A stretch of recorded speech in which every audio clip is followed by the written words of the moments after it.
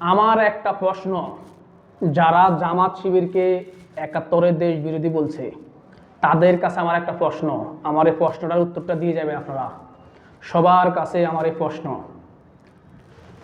71 সালে আপনারা যারা দেশের বিরোধী বলছেন, যারা বলছেন পাকিস্তানের দালাল, অনেক অনেক কথা বলেন, সমস্যা নয়, মুখ আছে যেহেতু, চামড়ার মুখ, যার যে মন চায় বলতে পারেন।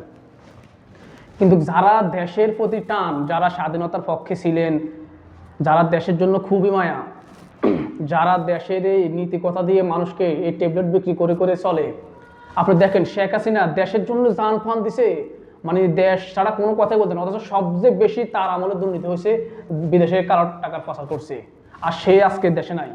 যারা দেশের ভালোবাসা দেখে জনগণকে ধোঁকা দেয়, তারাই চিন্তা করেন বিপদের সময় তারা দেশ ছেড়ে পালায়। কিন্তু জামাত শিবির, জামাত কখনো দেশ ছেড়ে পালা নাই। তাদের কত লোককে, কত নেতাকে জেলে পড়ছে, গুম করছে, খুন করছে, এমনকি ফাঁসি পর্যন্ত দিছে, তারপরে তারা দেশ থেকে পালায় না। আর যারা দেশের ভালোবাসা দেখায় তারা কিন্তু সবাই বিদেশে বাড়ি গাড়ি সব করছে, বিদেশে কালো টাকা পাচার করছে, এমনকি দেশ ছেড়ে পালিয়ে বিদেশে যায় আশ্রয় নিচ্ছে। এটা আপনার আমার দেখার, চোখের দেখার কথা। কিন্তু 1971 সালে যেটা আমি দেখিনি, ওটাকে আমাদেরকে ট্যাবলেট বানায় খাওয়া।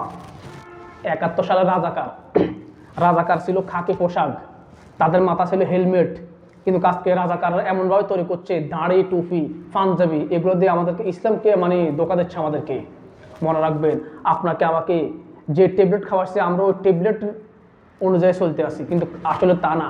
রাজাকার ছিল খাকি পোশাক, এমনকি হেলমেট পরা, হাতে বন্দুক ছিল, কিন্তু আজকাল আমাদেরকে এমনভাবে প্রচার করছে যে রাজাকার, দাড়ি, টুপি, পাঞ্জাবি, এদেরকে দেখলে আমাদেরকে রাজাকার তৈরি করে।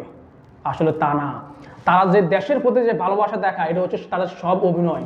এই দেশের ভালোবাসা দেখাইতে গিয়ে তারা বিদেশে বাড়ি করছে, বিদেশে তাদের কালো টাকা পাচার করছে, এমনকি তারা দুঃসময়ে দেশ ছেড়ে পালিয়ে গেছে বিদেশে। তাহলে তাদের দেশের প্রতি কিসের মায়া? যারা দুঃসময় দেশে থাকে তাদেরকে বলে যে তারা পাকিস্তানি। জামাতের এত লোককে ফাঁসি দেওয়া হচ্ছে, এত লোককে গুম করছে, খুন করছে, কিন্তু তারা দেশ থেকে পালায় যায়নি, দেশের মাটিতে ছিল। কিন্তু যারা দেশের জন্য মায়া কান্না করে তারা দুঃসময়ে দেশে নাই, দেশ ছেড়ে পালাচ্ছে। শেখ হাসিনাকে দেখেন, আর অন্য লোকের কথা নাই বলবো, আপনার বিবেককে প্রশ্ন করেন, আপনার দেখা যেটা যেটা বাস্তব দেখছেন ওটাকে বিশ্বাস করেন। অন্যকে একটা বাংলা সিনেমার মতো গল্প বানায় দিচ্ছে আপনাকে, আপনারা ওটা দেখে বিশ্বাস করেন ওটাকে, আর যেটা আপনার চোখের দেখা আপনি ওটা বিশ্বাস করেন না কেন রে ভাই? আমরা দেখছি যারা দেশের জন্য মায়া কান্না করে তারা দেশ ছেড়ে পালায় কেন? দেশের টাকা বিদেশে পাচার করে কেন? আমরা নিজের দেশের জন্য এত মায়া, কিন্তু আমরা অন্য দেশের নাগরিক কেন? তাহলে কিসের দেশপ্রেম আপনাদের আমার?